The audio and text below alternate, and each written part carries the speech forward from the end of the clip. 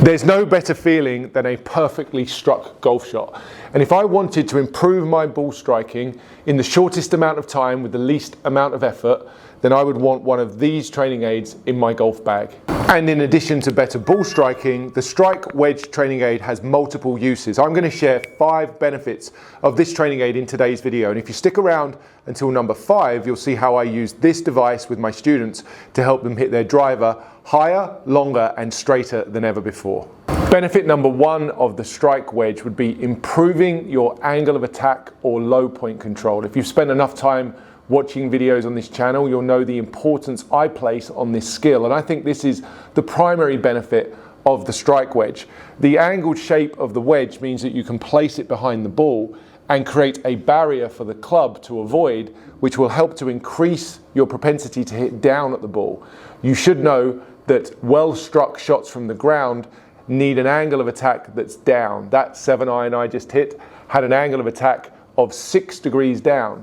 That means the bottom of my golf swing, indicated by this blue tape on the bottom of my hula hoop, needs to be far enough forwards that the club can still be traveling down when it hits the ball. You'll see in this example here how if this was the path of the club, it would quite clearly miss the wedge because the low point or the bottom of my swing is far enough forward.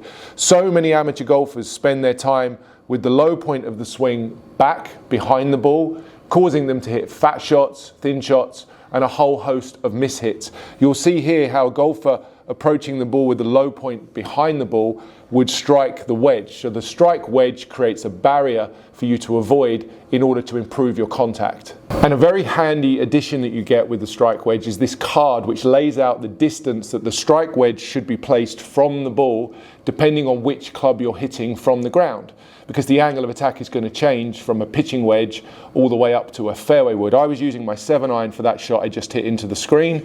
It tells me that the distance should be around 5 inches. It just so happens that the base of this card is 5 inches long. So if I place that on the ground between the Strike Wedge and the ball, I can ensure that I'm positioning the ball in the most optimal place for the club that I'm using. So here I have my pitching wedge. It says 4 inches, around 4 inches for a pitching wedge. So I'm just going to roll this a little bit closer to my wedge. Not much space there, but I know that with a wedge, I'm going to have a slightly steeper takeaway and also a slightly steeper approach to the ball. Benefit 1A would actually also be the fact that this Strike Wedge being behind the ball really helps you to ensure that the first part of your backswing has the necessary ascent of the club head and the hands away from the ground.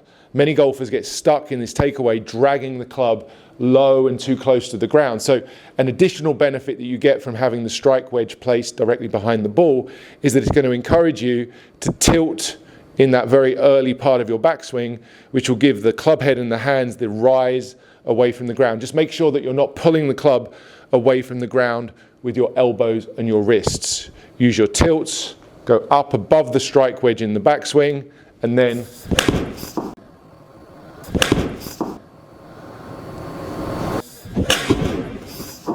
go ahead and hit the ball. Again, looking to miss the Strike Wedge, I know that I'm going to get good feedback on the contact. This is really helping me to improve my ball striking. Benefit number 2 is training more centered contact, the ability to hit the ball in the center of the club face more often, a skill that I believe really separates the best from the rest. And I made an entire video on the topic right here, and encourage you to go and watch this one later if you haven't seen it already. In order for you to understand how the Strike Wedge helps you with making more centered contact, we're going to need to open up the handy little box that the Strike Wedge comes in. This thing will fit in your golf bag very easily, and inside there, along with the Strike Wedge, we've got 2 additional attachments, which I'll get to, one of which has a slight angle to it. We're going to come back to that one later when we talk about short game. For now, I'm going to take this single flat attachment, we're going to call it the wall, we're going to place it on the outside of the Strike Wedge, and I'm going to show you how you can train more consistent centered contact using this device. So you're going to want to go ahead and just clip your wall attachment to the outside of the Strike Wedge, and then place the Strike Wedge back onto the ground as we had it previously when we were just training low point or angle of attack. And this exact setup right here would help 99% of you watching this video. Unless you can tell me that you have a consistent low point so you have a nice downward strike on your fairway shots, and that you're able to hit the center of the club face at least 9 times out of 10, then learning and having this station and this setup when you practice can only benefit you.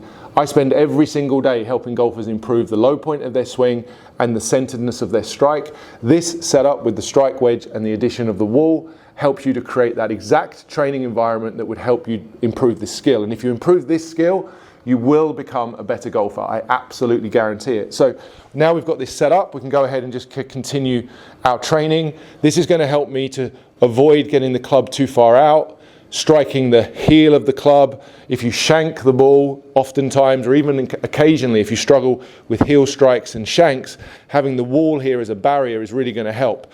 It's worth noting at this point that the material this is made from is soft, so if you do strike either the wedge or the wall, you're not going to damage yourself or the club, but you are going to get that immediate feedback that you've done something wrong. If you don't have the feedback, you don't know that you're doing it wrong. So once this is set up, I've got the angle of attack training, I've got the wall helping to control my sweet spot, and I can go ahead and practice knowing that I'm training better skills every single time I hit the ball.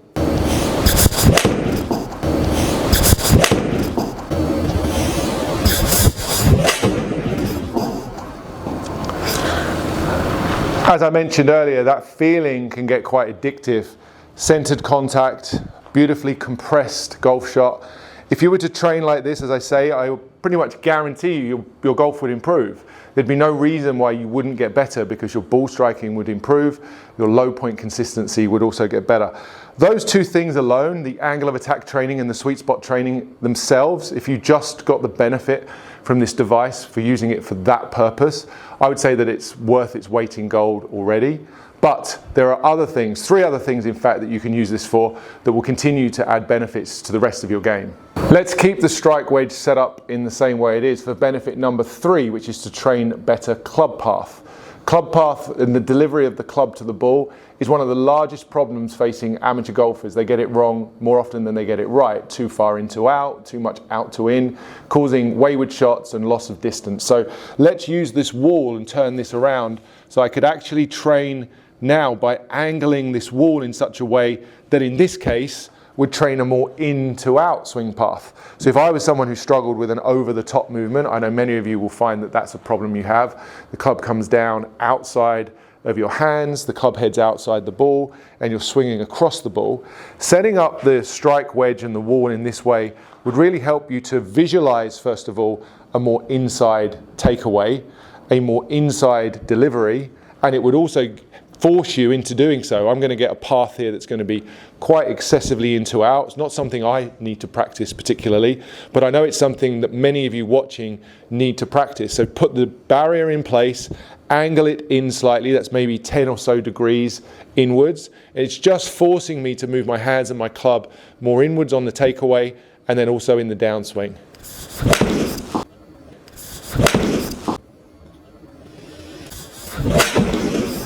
You may have noticed I actually just clipped it there in the takeaway because that was really forcing me to swing more into out.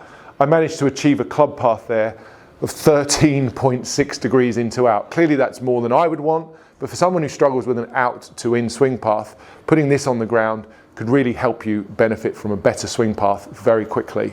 And if you're someone like me who already suffers with swinging too much from in to out, you may want to train a slightly more out to in feeling swing. So I could take this wall and I could place it in such a way that would, again, just put a barrier in place for the swing that I do not want to make. So if I just place this wall just on the inside of the golf ball here, it's going to create enough space here for the club to go above. That's great. That's just what I want to feel. So I'm feeling like I've got to keep this club moving a little bit straighter back, which for me is a good feel. As I say, I tend to get the club a little bit too much in, swing too far to the right. So I've set this up. Again, the barrier is there to help you. I've got to get a sense that the club's working, in my feeling, a little more straight back, and that should help me to straighten out my swing path. This is perfect for any of you who get too shallow, swing too much to the right as a right-handed golfer, swing too much into out.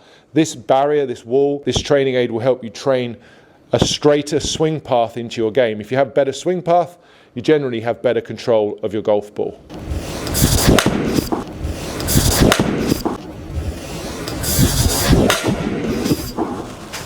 That felt very nice to me. In fact, it actually created, I'm not sure TrackMan's picked up that shot correctly. One thing that having this on the ground with a training aid like this does is it can skew some of the numbers. That ball certainly didn't fly that far to the right. But what I was able to do there was create a club path that was a little bit more out to in. For me, that feeling over time is one that I need to keep practicing because, as I say, I tend to get too much into out. So you can train club path. That's the third benefit of this device. Benefit number 4 is going to help your short game immensely. If you haven't seen these tips before, I promise you, watch on because your short game will thank you for it. I've got my sand wedge, I've got my strike wedge, and I've got the other attachment that I mentioned earlier in the video, the one that has a slight angle to it. I'll show you how to fix these together to help you understand how to chip better than ever before. This is gold. If you struggle with contact around the green, if you're someone who struggles to make consistent contact with your chip shots, what I'm about to share with you will quite likely change your chipping forever. We're going to clip the angled attachment to the back of the strike wedge here. So there's a little hole in the back of the strike wedge, and we're going to use it in this capacity like so. So I've now got the strike wedge facing me, and I'm using the angled attachment as a little bit of a wall extension as we used it previously, but the slight angle that this sits on is going to really help you to understand, quite possibly for the first time ever, the value of having a vertical swing plane that's quite upright for chipping. If any of you have seen my short game series videos that I've made, you'll know that I'm a very large proponent of standing close to the ball to ensure good quality, consistent strike. That short game series here, I'll put a link to it down in the description. You can check that out later. It's very unusual for me to find golfers who fully appreciate the benefits of standing close to the ball and at the same time understanding just how close to the ball you need to get. So this angled attachment that's on the side of the strike wedge here is placed in such a way that if I had the club down into its more conventional playing angle, I'd actually be touching or striking it. So the vertical nature of the attachment is helping me to get close enough to the ball that the shaft is very vertical. This encourages me to swing back and through on a much straighter plane, and that's the part that helps ensure better contact. So this is really training what's called vertical swing plane. That's just another way of saying how high or how low the shaft is. And for chipping, as I say, if you want to ensure more consistent, almost guaranteed contact, then having a higher vertical swing plane will really help you. So you'll notice I'm standing only maybe 1, 2, 3 club head widths away from the ball. For many of you, that will feel very close. You'll have the toe of the club slightly in the ground. That's okay. And then you're going to go ahead and try and go above the barrier here, go above the wall, the attachment that's in place, and watch the quality of your chipping improve.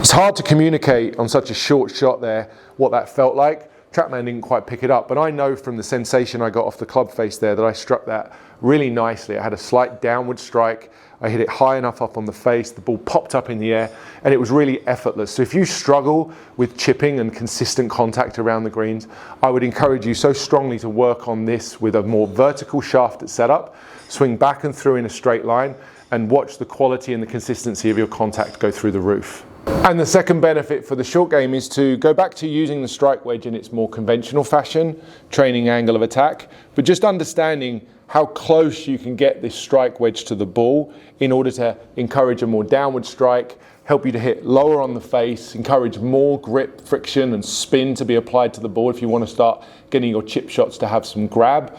Understanding how close you can put this strike wedge to the ball and then training the necessary downward strike into these shots is really going to change again the way the ball comes off the face, your ability to pop these balls up and your ability to give them some spin when they hit the green. The recommended distance there is a couple of inches away from the ball. You can play around with how close you put this to begin with, but as you progress and as you get better at this, you'll understand that you can really start to get the club head ascending very quickly via some left tilting of the shoulder, move the shoulder down. That will help the club to move up. You can also add in a little bit of wrist hinge just to encourage a slightly steeper ascent of the club. And then you're going to want to go ahead and hit that ball without catching the strike wedge. I clipped it on that one. It will show you just how tricky this can be when this gets very, very close to the ball. So I'm going to keep this just a couple of inches away from the ball, keep my weight forward, it's going to help me, and just make sure, yeah, I hit down a little bit more on that one. And that one actually came off the face just a little bit nicer. So this is, again, going to probably surprise you how close you can get this to the ball. And actually in the beginning, you may struggle quite heavily in getting this close enough to the ball. You'll find that you make contact with it either on the backswing or more likely in the approach and the delivery of the club to the ball. So keep this nice and close. Encourage yourself to keep your weight forward. Keep your shoulder, your left shoulder staying forward. You almost notice here as I do this that my head has a little bit of a forward motion. I'd encourage that for short game. I like to see the head moving just a little bit forward in the takeaway. Set the wrists, move the head forward, and then hit down. Just a tiny, tiny clip of the strike wedge. But again, that felt really nice. I hit down 7 degrees on that. That's going to help me hit low on the face, which will give me more friction, which will give me more spin. So there's 2 really valuable ways in which you can use this device to improve your short game. If you struggle with your chipping, this could really help you. And the final benefit for this device is going to be to help you hit your driver higher, straighter, and longer than ever before. We're going to take the strike wedge, and instead of having it on the back of the ball, which is encouraging a downward angle of attack, we're actually going to flip it around and put it on the front side. Many of you will know that in order to hit your driver well, you do not want to hit down on it. You probably want to hit level or slightly up. And the strike wedge being on the front side of the ball here helps to create, first of all, a visual of a slight ascent, like this small, almost like ski ramp I've got here with the strike wedge going from the ground and ascending slightly after impact. It's going to help me to understand the travel of the club head both at and then after impact. I want the club head traveling up. And in order to help me do that, I want to keep making sure my hips are moving forwards in the downswing to help create the spine tilt and the shoulder tilt here through the ball that gives me that ideal angle of attack. The slower you swing, the more you're going to want to hit up if you're trying to maximize your distance. So this exercise is one that will maybe take an idea that you already know to be true and help you to implement it. As I say, many of you know you're supposed to hit up on your driver, but most of the time I see people hitting down and across, coming through the ball, losing themselves yards every single time. This being on the front side creates a visual and a physical barrier for you to miss as you swing through. So go ahead and practice hitting your driver. Keep your head back, put your hips forward.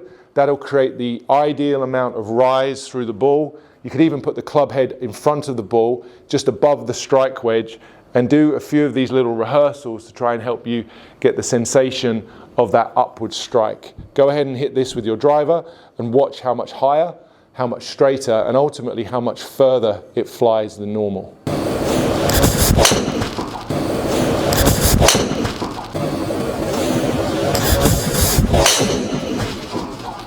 If you'd like to learn more about the strike wedge, I'll put a link in the description. You can go to the website. In addition, anyone ready to make a purchase can benefit from a 10% discount using the code RobCheaney10. But in addition, our friends at Strike Wedge have told me they've made a limited number of higher discount codes available. You want to go to checkout as soon as you can and try RobCheaney20 or RobCheaney15. That'll get you 20% or 15%, but be quick. There are a limited number of those discount codes available. If they don't work, then you're going to get 10% off with RobCheaney10. If you enjoyed the video today, please hit the like button and subscribe to the channel if you're new. And I'll ask one other favor of you. Please share this video with at least one of your golfing buddies who needs help with their ball striking. If you're a current owner of the Strike Wedge and you're using this product when you practice, please also get yourself down into the comments. Share with me and the other viewers how you're using this product. What is the most beneficial use you've found? I'd love to hear from people who are out there actively using this product every time they practice. And if you're looking for a more comprehensive step-by-step approach to improving your ball striking, then I'd encourage you to check out my latest video course, Tour Quality Ball Striking. The 16 videos, over an hour of content walking you through the step-by-step process to improve your technique via drills and training aids that will improve your ball striking infinitely. I'll put a link to this down in the description. I'd love you to check it out. Today's video discussed the importance of using some sort of feedback when you practice so you can understand if you're actually making the changes you want to. Chances are, if you're currently practicing without any feedback, your practice sessions are making you worse, not better. The video you should go and watch next is this one, which discusses how range mats lie. You won't truly understand the value of a practice aid like this until you realize that every single shot you're hitting in practice is likely ingraining the exact fault that you're trying to fix.